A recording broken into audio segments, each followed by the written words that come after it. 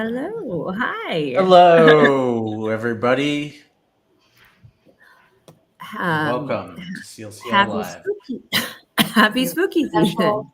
special episode tonight. Yes.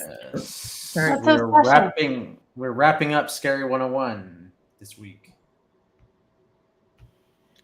So, before we begin, be sure to like, subscribe, share, and comment as well. We love it when people interact, especially on our exciting, more festive CLCI lives. And yeah, last week we talked about Scary 101, the fear of change. We've all changed into costumes. And now we are talking about Scary 101 being a villain and why it might not be so bad to be the villain. Who? Yeah. Did we talk about everybody hitting that subscribe button? Yes. We did. Okay. And share and liking and All of commenting. them. Do all those things. Thank you. Sorry. uh, but yes, when it might be okay. I just want to know though, because before we start settling on topics, we try to get everybody to vote and sort of chime in on which topics they would like to discuss. And nobody picked this topic, but I did. I was like, this would be interesting. So I'm just wondering if you guys had any thoughts as to why you didn't want to talk about those moments when, we might have to be villains. Well, it is kind of like a black and white kind of thing, which, if you've watched our show for any amount of time, we're probably going to come somewhere in the middle and be like, well, it's okay sometimes to be a villain, but not all the time. Or just because you represent yourself as a villain doesn't mean you actually are a villain. Everyone has their own story, something like that. But I'm looking more into this, and I'm just gonna flat out be on the villain side. Like, just be evil, just do bad things. I'm not taking this middle stance anymore.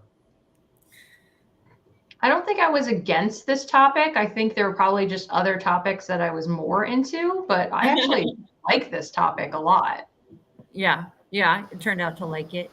I was just wondering if anybody had any inclination, if it was just like, no, we don't like villains, we don't, things like that, or what came up for you when when Did you we were actually exit? Say no, we didn't want to do it? Oh, we did? You did, and I still chose. I was the villain. I was the potential villain here, and I chose. Nice. What is wrong with you? Went against your thoughts altogether and said, "No, we're doing this topic." Actually, no. It was just Jen who X'd it. Now I'm looking. back. Just Jen who I did. The truth Jen? comes out. How come you don't want to be the villain or the bad Again, guy? I like this topic. I think there were just other topics that I was more interested. I don't know why I X'd it. It may have been an accidental X, you guys. Do you want to be portrayed usually as the good guy or the good person or in the right, Jen? I mean, I don't. Yes. There you have it, folks. Jen is a people pleaser and she wants people to like her. I want to be the good guy. But that's the thing. There is an implicit bias that we all have within us, where we all desire to be thought of, and it's sort of it's a survivorship thing. It's so that we can live with ourselves. So we all, at the end of the day, want to feel like we are good people. Like that is. Oh, there's Misha. Hi, Misha. Oh, look at you. I'm here to read your future. Oh, I love it. Perfect. I have something. I'll be right back. I love it. We scared her off. Lisa did not want her future read. I did She did not. not. She said no. Wait, Nisha, can you tell us the future of this live? How is it going to go? We are going to have many viewers. And we are going to have, yes, Angelica, see, I told you. Okay? We'll have people here that love us and they know that the future of CLCI is very good. Oh, Yes. Ooh, or does she have magic. the necronomic Oh. nom nom nom? No, it's like a No, it's dragon. a dragon Super face. cool. It's What is supposed to be, that? you know, the book. Spellbook. Yeah. Shout out to Angelica, who just completed her 102. She's a master now. Oh, yay! Congrats. Jessica, congratulations. We are scary here, Angelica. Stay with us. Apparently. Um,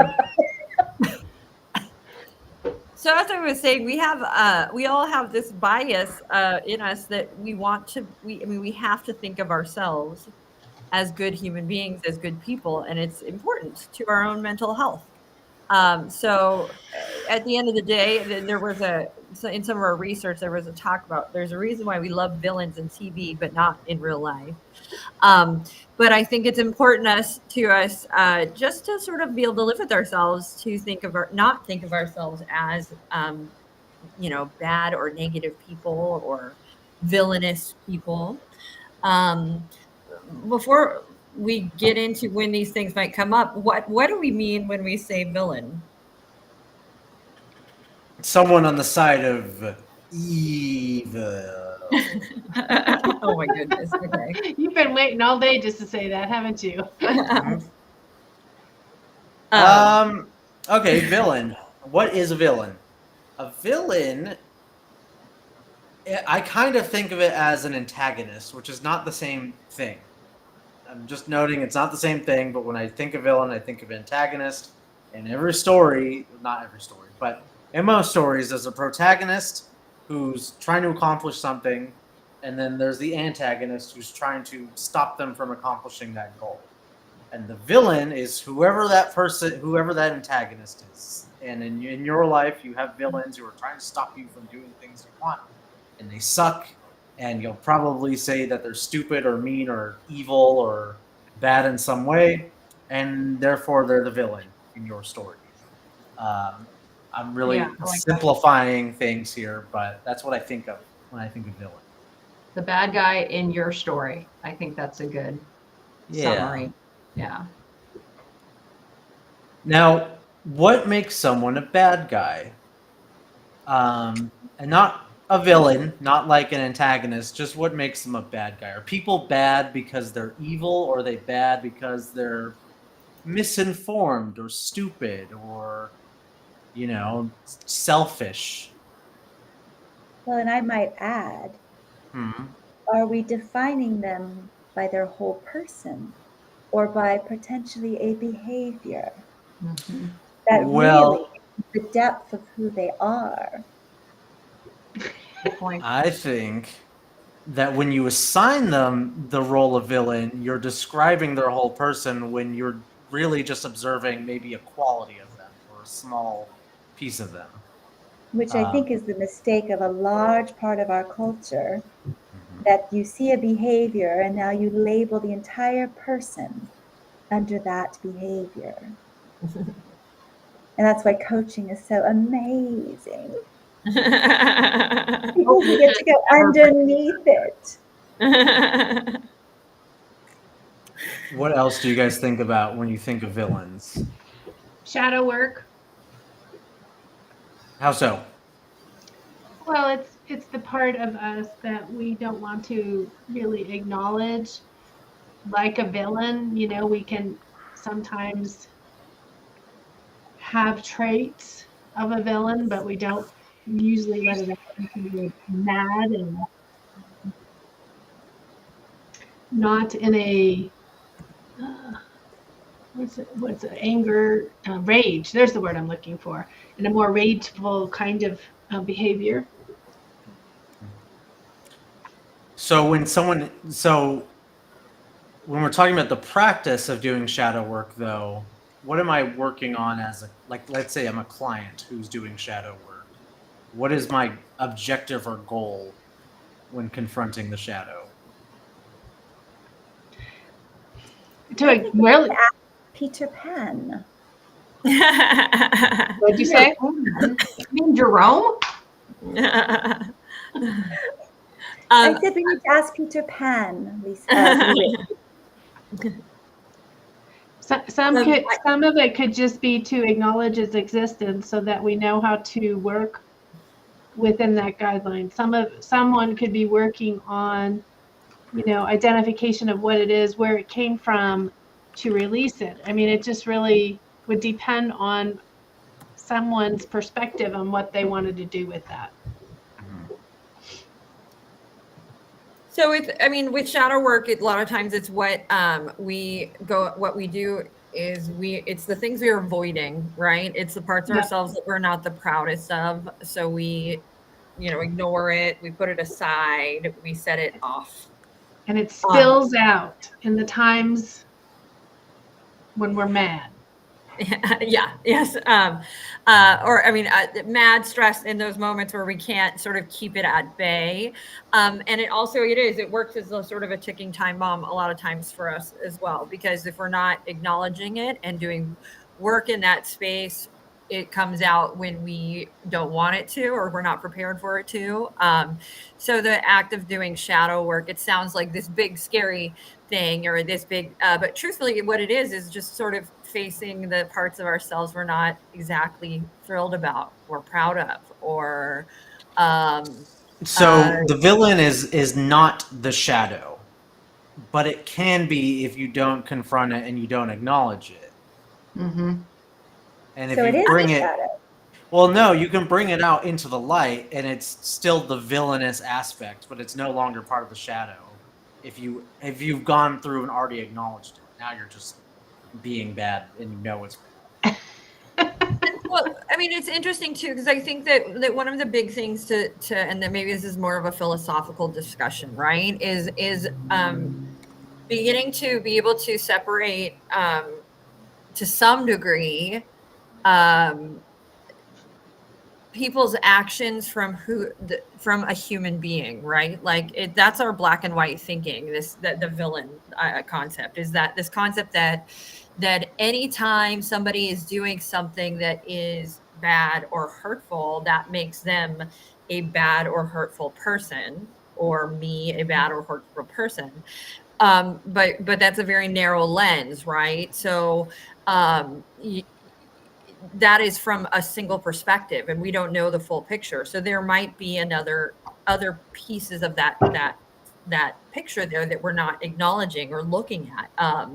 And it's very easy to just label something as bad, and it's much more difficult to sit down and sort of break apart the pieces and go, wait, maybe it's not that this person is bad. Maybe it's that this action was hurtful, but there might be reasons behind that. There might be a lot more to that story than what we are initially just calling good or bad. Does that, make sense?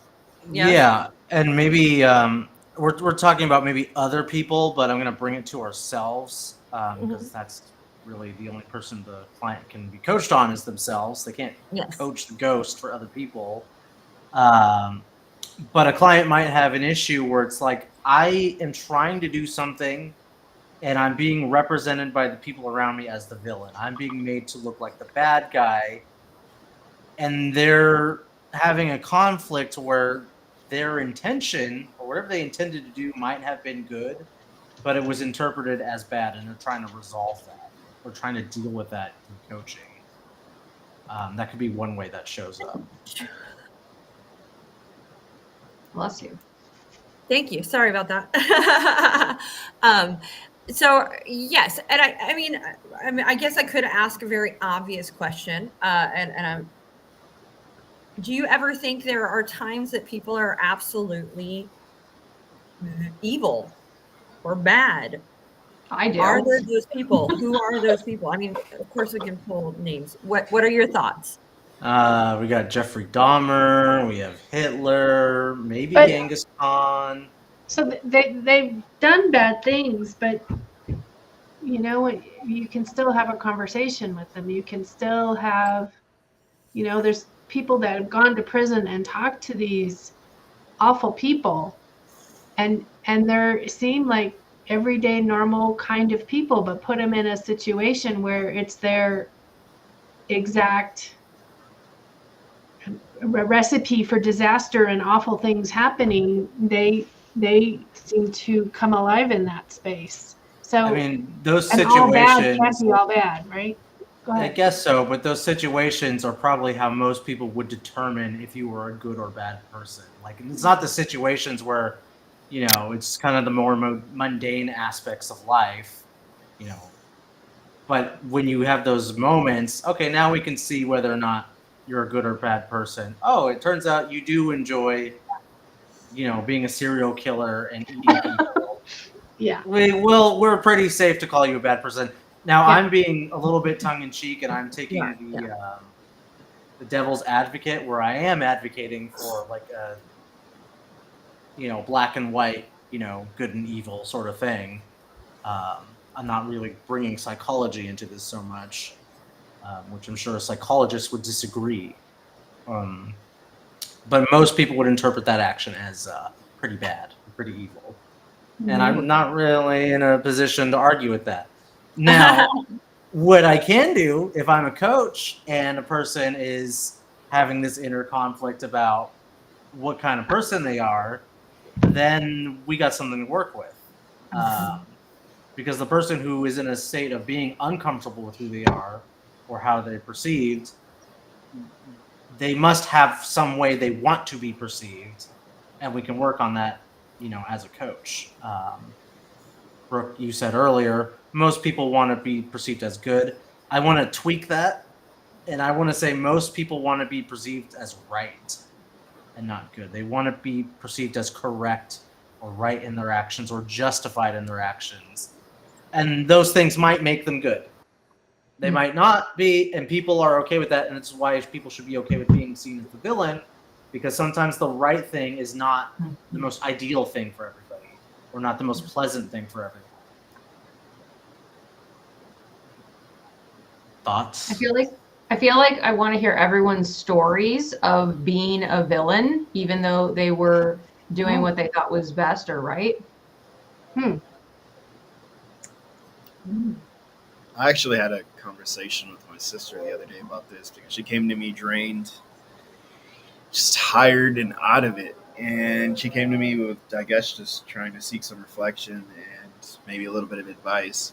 And I let her know I've been, in a good space recently. And really, I think it's been a part of that is me being a villain, putting myself first, knowing I can't really aid anybody if I haven't put myself first. If I were to come to her in that position where I was exhausted and tired, I probably wouldn't want to answer any of the questions she was coming to me with, or let there sit there and hold the space for her. I'd probably be just ready to get out of that off that phone. I'm sure she seemed like she was in the beginning of it, but I think it's funny that you bring that up, Jen, because I think that's a part of kind of where my mental is right now is making sure I'm putting myself first.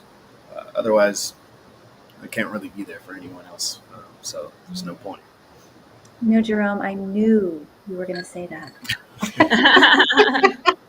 Wow, Misha, you are good at that. I just remembered what this is called, the Book of Spells. Sorry, it took me forever to know what that was called.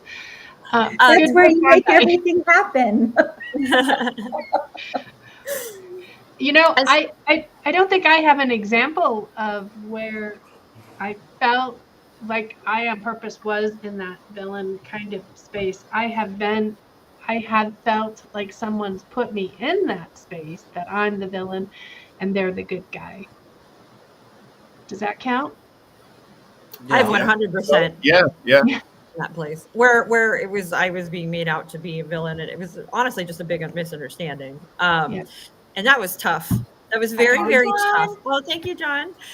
Because when you have somebody who's not willing to listen to you and listen to your side of the story, and they've just made up their minds, it becomes it's impossible to try to change their minds. And so it becomes this process of, for me, it came from a process of internal introspection where I had to ask myself, okay, am I the things that they are saying I am? And then to come out the other side and go, okay, what of this rings true? Why is this, resonating with me? What do I need to look at because of that? And then also just some of it just kicked right out the door. Like, that's just not even true. Like, that's complete misinterpretation. And then it became a process of just accepting that I'm not going to change that person's mind, but I know who I am, right? Like I know who I am, and I can live with myself. But that was definitely like a situation that required some talking, some coaching, some getting through, because you want, if it's such a if somebody's painting you with a paintbrush that does not at all feel like the color you're supposed to be painted, or whatever, if somebody is telling me I am an abstract painting when I am for sure an impressionist painting, it's hard to convince them otherwise, especially when they don't want to hear it. And you just sort of had to accept that, okay, that person is going to think I am like that, and that is their 2 cents. And the other piece of that was hard was like, you have a moment where you're like, is their opinion of me going to influence others' opinions of me? Right? If they go out and start telling the world that I am something that I am not, will that make other people believe that? And what I had to learn was that the people who matter and know me and they're not, they might listen, but they're ultimately, everybody's going to make up their own mind. And as long as my actions are saying something else, I'm not going to worry or stress about that. But there is definitely that concern comes up like this, like, and it's more than just the one person. It's how that person can affect others people's opinions. And what is that going to mean for me? And also that when it's categorically something you are not, like where it feels like the biggest sort of what is the word when mischaracterization. Mischaracterization, but it's deeper than, for me, it was deeper than that. It was like on a cellular level where I just like rejected. I was like, I am not what you are saying I am. And it was impossible to change their mind. And it hurt me. But then I had to come out of it and come to the other side and just be like, it's okay. I know what I am. Right. And this is a bummer. And I'll never get the opportunity to change that person's opinion. And that was tough. It really was. I think it's still tough for me. And you described it perfectly. I still have not released all of those times, meaning, I have like a little mourning process. It doesn't impact me in the big way that it did when it first occurred, but I still mourn the loss of what I thought it was. I feel like I'm having a really successful evening. Like I really knew exactly what the two of you were going to share. Okay, well, let's test you. Predict what I'm going to share.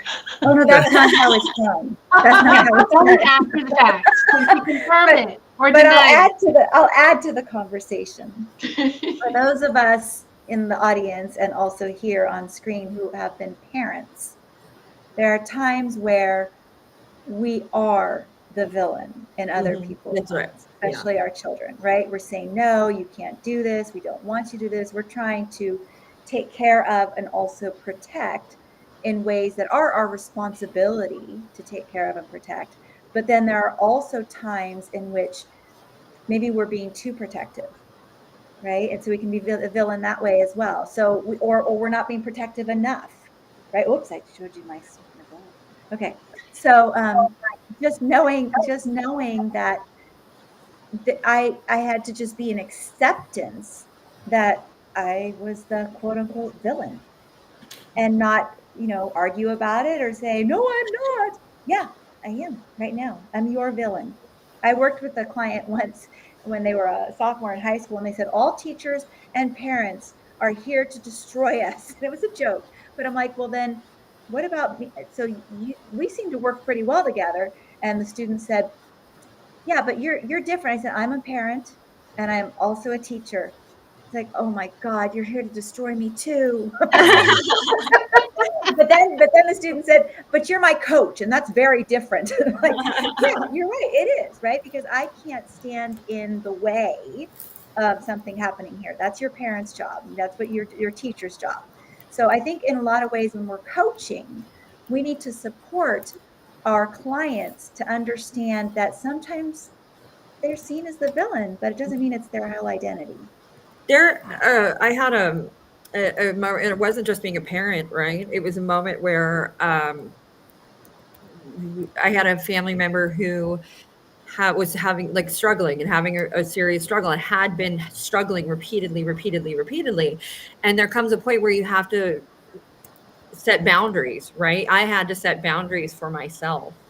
And when somebody is not doing well mentally, when there are mental health issues present, the reaction of setting a boundary can be really crazy. Like, I mean, you can get some crazy sort of reaction to being firm with the boundary when somebody wants to push that boundary for their own benefit. And there even comes a point in those situations where there's only so much you can listen to when they're going off, when you just have to sort of shut that down and set another boundary. And it becomes, but come on, be more patient.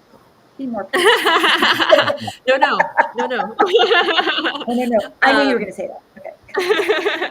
And but like in those moments, there's definitely, I think I even coached with Jen on one of these at one point, where I was just like, I had to figure out and define, like, okay, I can live with myself when I do this, and when I, what sort of defining where that level of being, the bad guy had to fall, and so it had to fall so that I could still be a good and loving family member and feel like a good and loving family member, but also still protect myself at the same time. And so it was this balance and learning and sort of just very clearly setting clear lines for myself and expectations, and like, if it is this, then I will do this. If it is this, then I will do this. And having that support to help me through that too, because it becomes very easy to buckle in those moments when we have to be hard, be rough, be, firm.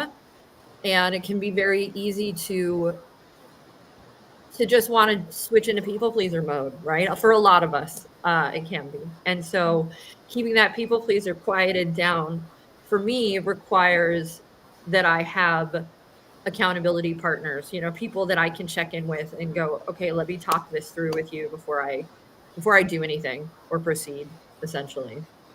I think Jen has something to say right now. I can have something to say. I was thinking about a very specific situation where I was the villain for people, and there was no intention behind it. And it was very painful because it happened publicly in front of people. So I was speaking at my grandfather's memorial, and I spoke and said that he had 6 grandchildren.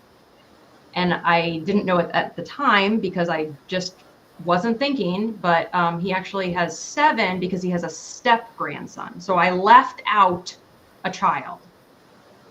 And so I didn't know it. I thought I gave a great talk and everyone loved it. And I went back to my seat, and then my uncle got up and he corrected me publicly, which I have issue with. I don't think that might have been the place or the time, but love him regardless. But when he said 7 grandchildren, he shot daggers at me. And it was just like this moment of, oh, I have really effed up, like bad. And this is a big deal. This is at my grandfather's memorial. I am the bad guy right now. Oh my God, they might think I did that intentionally. Oh my God. And so, of course, I was just like beside myself. But because I have a lot of tools, there was a lot of like, you're okay. That's not who you are. It's okay. It's okay if they think that's who you are. It's fine. They're going to believe what they want to believe. At the end of the day, you had no ill intent. It was a stupid mistake. You're going to apologize. You're going to let them know. And if they still choose to believe that that was intentional and you don't like them or whatever, it's okay. I still love you. You're good. Like, I was just giving myself so much grace because I realized this could literally change our family dynamic if they take that personally. And I didn't even think about that. Like the moments where we're accidental villains, like the moments where something slips, where there's a mistake, where there's, and we didn't even know, right? Yeah. Or we didn't think. And it's that thing where, we're constantly trying to evolve and try to at least most of us, many of us, try to be the best human being possible, but we make mistakes. We make mistakes, right? We just do, and Which we can means absolutely feel bad. Yeah, go ahead, Misha. if we make mistakes, guess what? Other people make mistakes. Yes, yes. Right? And so how do we have grace for ourselves? How do we have grace for others and not label ourselves or others the villain? Yes. Hurt people hurt people. But even in Jen's story, she's not necessarily, I mean, you were grieving and at the same time, maybe nervous being up in front. I mean, there's so many different reasons why we say or don't say certain things, right? And so being able to take that time to explore, that's like we do in coaching, right? We explore. We don't take every single word for face value from our clients because there's something underneath. And how are they, you know, we talk about in 102, the extreme thinking, right? The black and the white. And where is the gray? What's in the gray? Yes, John, empathy. Yes, Agreed. that's my favorite thing. Yeah. The thing too is like there is we change as human beings, and it was interesting. There was a quote, it was like one of those, a meme I saw recently, but it really resonated with me, and it was essentially like the healed version of yourself may never know, you know, get the chance to be shown to the people that didn't know the healed version of you. That the people that maybe where you were a mess, maybe you were hurtful, maybe you were the villain, and you may never get the opportunity to show the healed version of you to those people. But it was just like, but maybe it wasn't meant for those people. Essentially, maybe this version of you is not meant for them, and that's okay. Like, and you can be okay with that, right? And learning to be, and that's absolutely something I've had to come to terms with, because when I went through a divorce. When you go through divorce, they're not always happy and fun, and you know, everybody's friends at the end. Not They're always. at the end of getting a divorce, a lot of times there is this giant fracture that happens, and you never get the opportunity to show maybe the healed, the better, I mean, I went through a divorce and then hit the self-destruct button afterwards. So like, it was like, I went in, it was like this, I've spent a long time since then putting myself back together, and I finally feel fully back together. And I mean, I have moments, but that I don't think there are a lot of people that I don't think will ever get the chance to know this me. And this me is a really cool me. It's the best version of me, I think, that has existed thus far. And I have to be okay with that. Like, I still have love for them, and I still care for those people. But I also, it's funny because I have interacted with some of them, and the way that we don't make sense together anymore is really interesting to me, because I think the reason we don't make sense together anymore is because when I was broken, I was around broken people. And now that I am better, we just don't click the way we used to. But there are some who have gone on their own healing journey, and it's really cool because those ones we've been able to click and connect, I guess, even on a deeper and new level, which is very neat. So, yeah.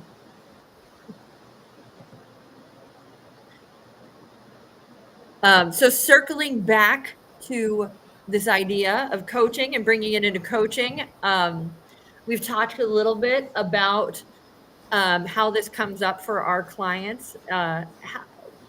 How does this come up for clients, and also how does it come up for coaches? Are there ever moments where we have to sort of be the villain in a coaching space? Misha. I will say that time management can be upsetting to clients when the session is going to be ending and they just want to continue. And so then having to say, we need to wrap it up because I have another client. Or, no, I need you to pay me on the 1st, not the 22nd.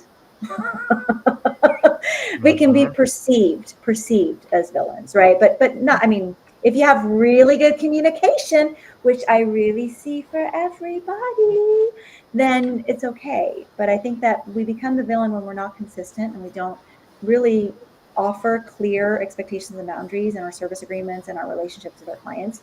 It can be really what's the word I'm looking for? Disingenuous? No, I can't see it. I can see it. I can't. What's the word? Were you saying disingenuous? No. Maybe not.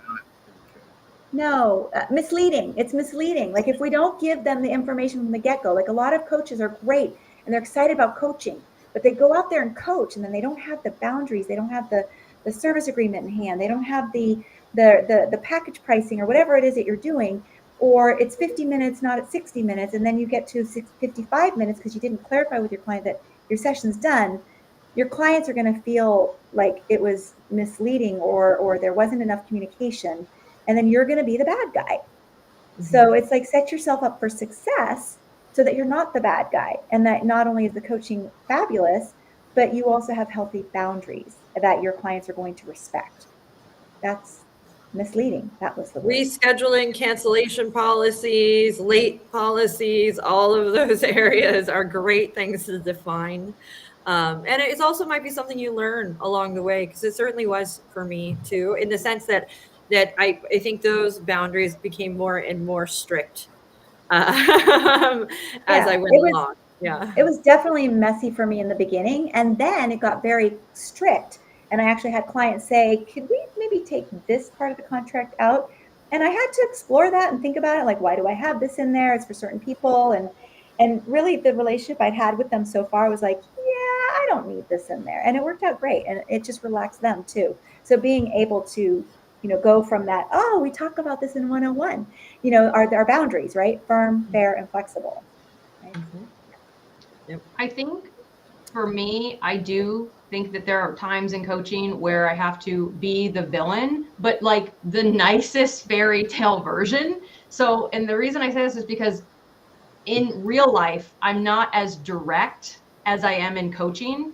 And so I've had to really learn like the difference between direct communication, and kind of being a jerk, right? Like I've had to learn the distinction between it. And still to this day, for me, sometimes being very direct can feel like, oh, I'm going to be the bad guy here. So sometimes I do preface it with like, I'm noticing something and I'm wondering if I can share it. I'm sensing that it could be, a bit activating. I want to make sure you're comfortable with me sharing that. Is that okay with you? Like I'm very gentle about something. And then it's like, I'm sensing that a part of you thinks that that's true. What can you say about that? And if it's right on, it's like an arrow through the heart, they're hit with it and they're like, oh my God. And, emotion comes up and it's big. And it's like, yeah, I had to kind of be the villain for a second, but in the most kind, loving, gentle way. So that, and then also, I think there's been times when, I've been asking into something and the client is just not ready.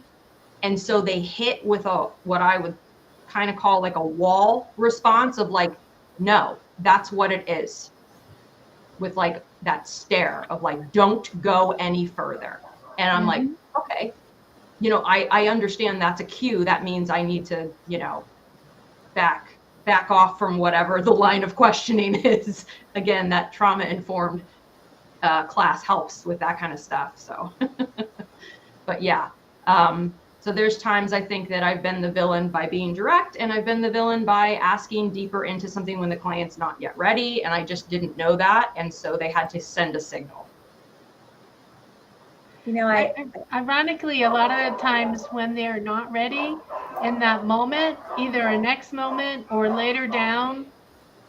Sorry, the dogs are barking. Do you hear my dogs?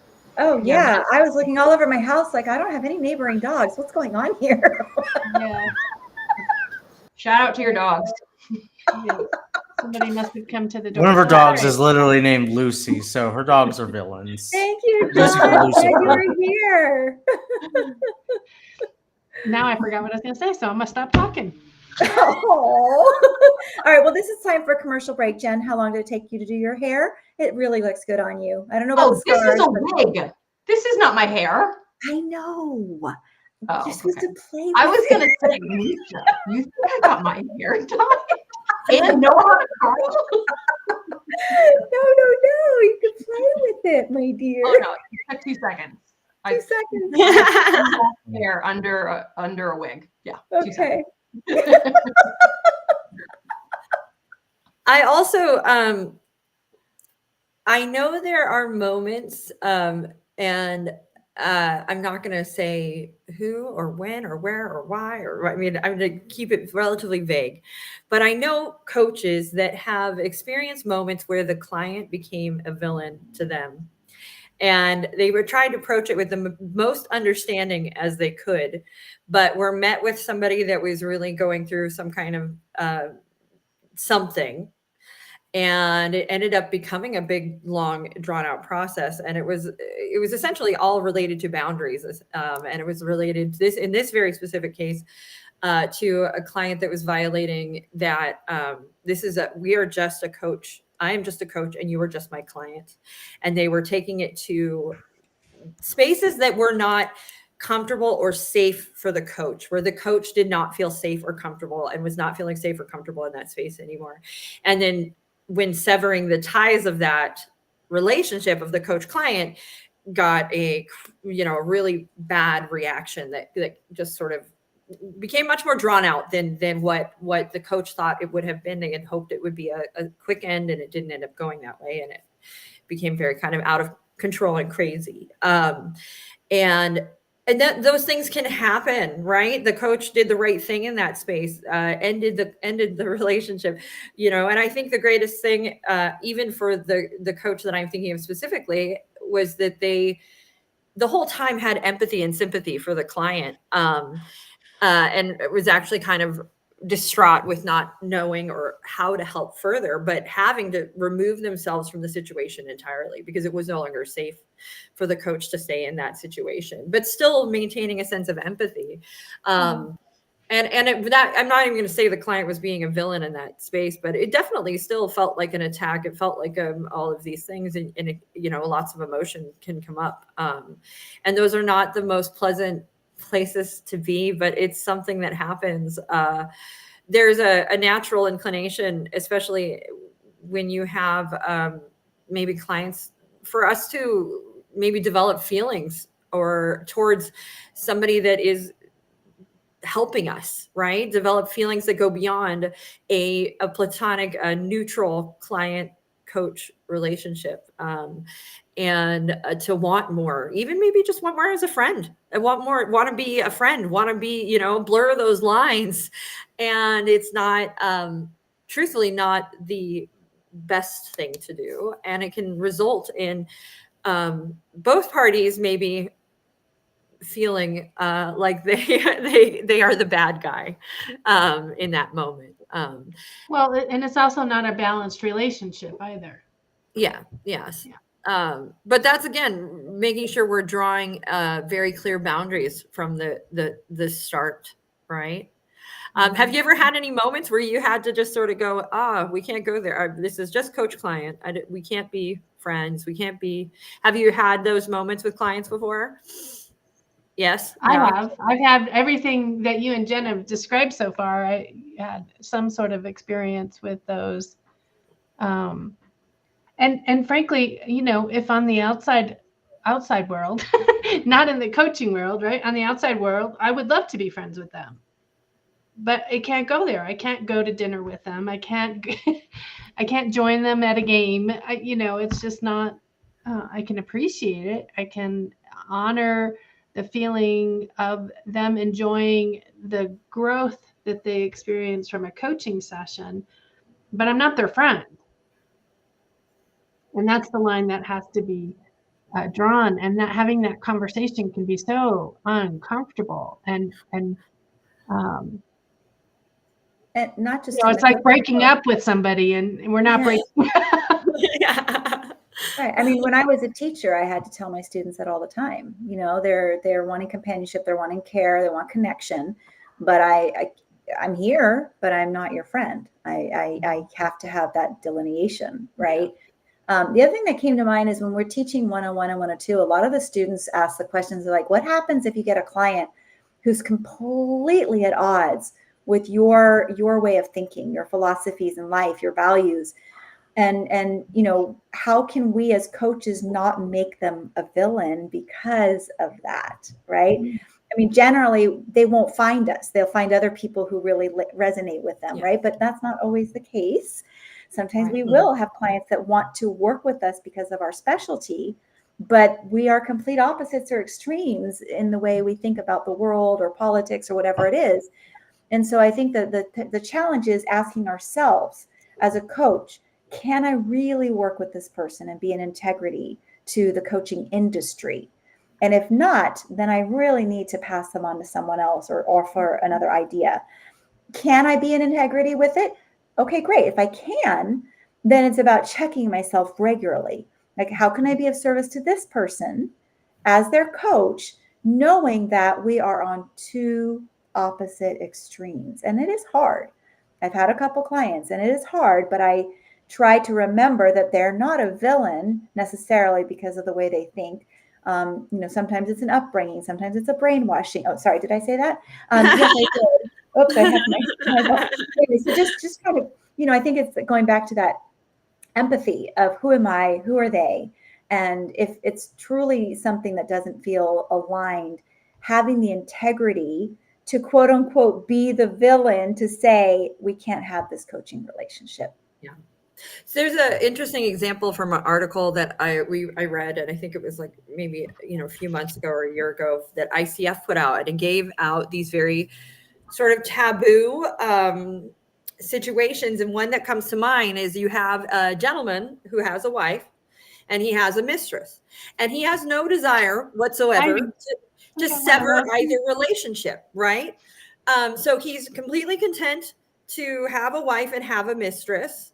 And he wants you to coach him on how to essentially be able to function better with having these two relationships, having the one he's lying about and having the one that his wife. And he's there so that he can figure out how to make both parties happy. Right. And I know there are probably several people in this world that have been cheated on and that would immediately have some kind of guttural reaction to that. Like, that is wrong. I do not want to help you with it. I have no desire to help you in this situation. And I could see how that could very easily come up for people in a situation like that. Right.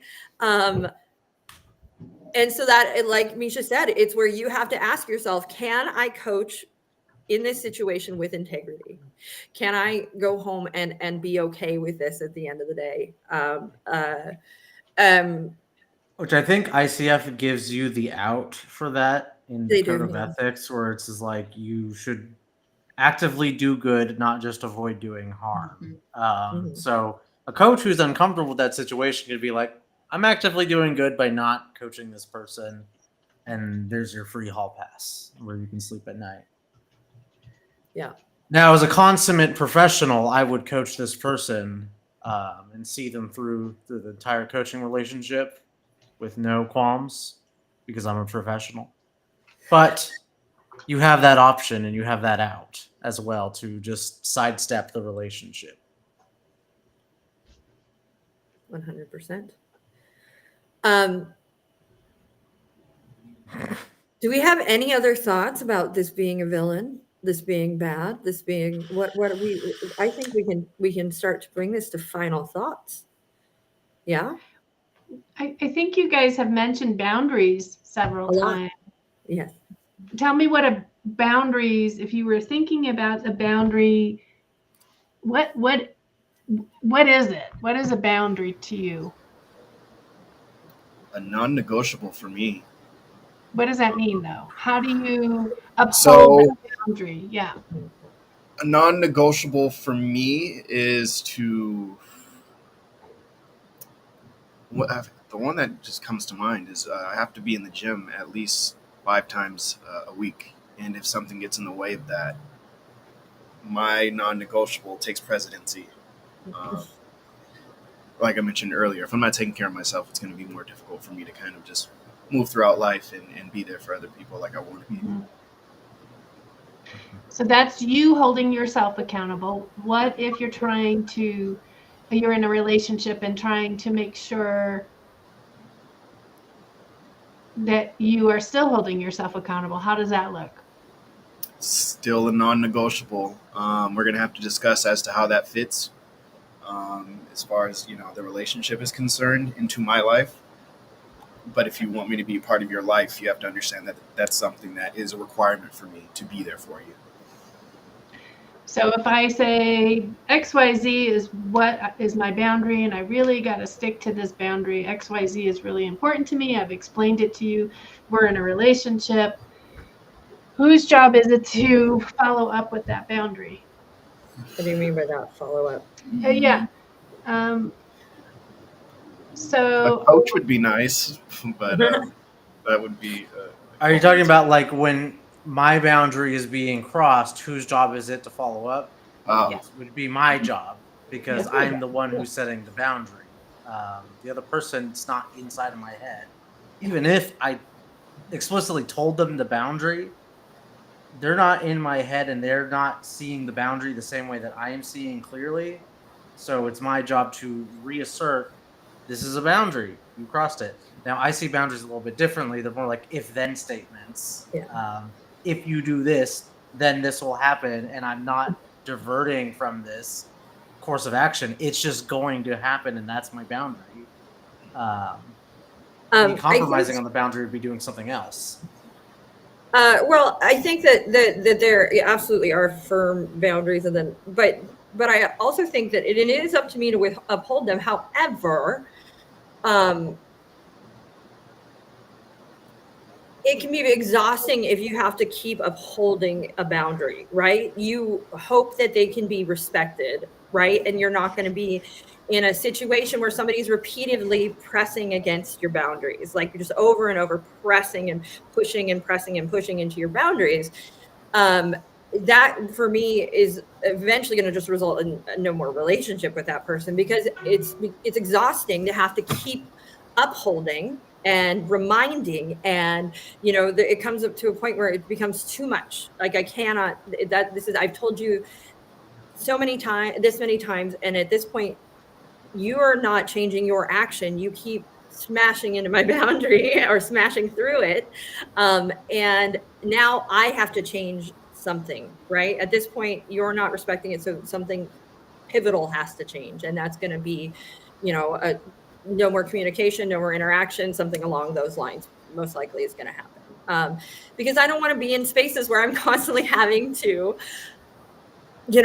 be this walled person. I just would like to respect for that to be respected. Of course, I do think there is a space to have a conversation, to have a discussion, to talk to somebody, and when they cross a boundary or something, and I always am gonna just sort of, let's talk through this first before I go no more, for the most part, right? But then if it's a repeated violation, that's when it gets like no more. At this point, I can't do that anymore. Also, to answer sort of like what a boundary is it's essentially a way for me to maintain peace in my life, essentially, is what I would sort of call a boundary. It is somewhere along the line, I have learned that if something happens, my peace is disrupted in such a way that is harmful to me. And so I am going to create a boundary to maintain that peace. And my boundary is not going to disrupt the peace in somebody else's life, or at least it shouldn't. But it may, and that it may for somebody who's trying to cross it, in the sense that if it's going to, they're going to say, you setting this is affecting me and it's hurting me. And I'm going to say, I'm sorry. Well, then maybe we don't need to be around one another anymore. Essentially, this just isn't going to work. And that's okay, right? That is okay. It's that thing. We aren't going to be everybody's cup of tea. The boundary setter is many times the villain. Yes. Yes. True story. But it's also proof. It's also proof that I matter, that each one of us matter, and that I think Jerome said it, or the biker. Is that who you are today? Earlier, that it's important for me to take care of myself. That self-care, that being selfish, is a different place than being selfish. right? It's establishing respect. I say so more so than being selfish. It's establishing respect for Self-respect. yourself and those around you. Yeah. Yeah, self-respect. Yes. Woohoo! We did it. Boundaries. I knew we would. You knew it. You knew it. I knew it. The Book of Spells helped us through this. Yes, it did.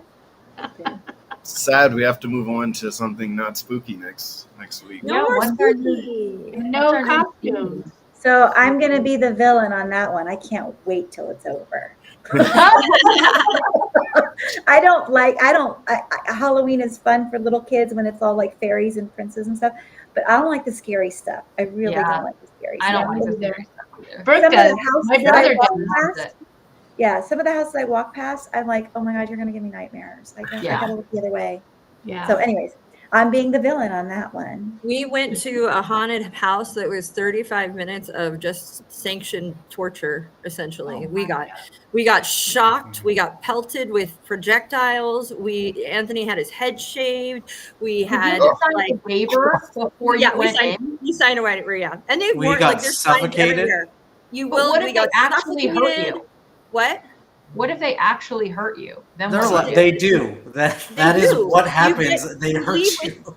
We had a girl in our group that had bruises. Like she left with bruises. She fell, and they do a Why wind would you tunnel, and they sign fell. up for this? Because it's Oh. scary. We're crazy, apparently. Jen, I mean, Red to Filth, I'm with you. I'm with you. At a certain point, you get so desensitized to just Yeah. normal, like scary stuff. Like you need That you just have to like put extra yourself in these juice. crazy situations. I will tell you, we were laughing our butts off, though. We really were. Does Anthony still have his head shaven? No, I fixed that yesterday or 2 days ago. Okay. Mhm. I went to get my hair cut and had that resolved. So it's no permanent damage occurred. I love except scary for the stuff. psychological.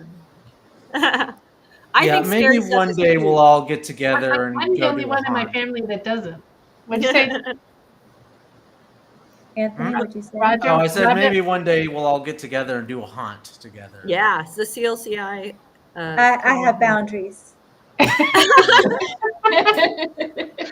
It's so funny. We took our friend Justin, convinced our friend Abby to go, and she does not do horror stuff. She does like categorical no, but he talked her into it. I don't know how it happened, and she showed up and she did it. She looked mad, and then it was funny. We asked her, "How are you?" the next day and everything. She's all, "I can confirm I will never be going again."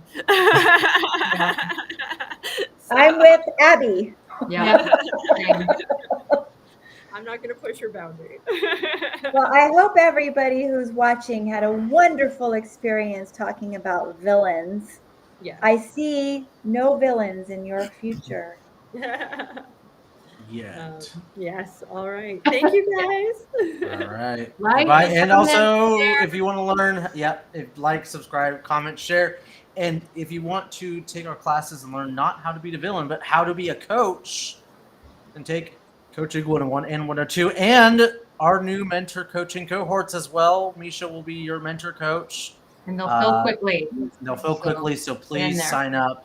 There's only 10 spots per cohort, so get in now. Okay, goodbye. Bye, everybody.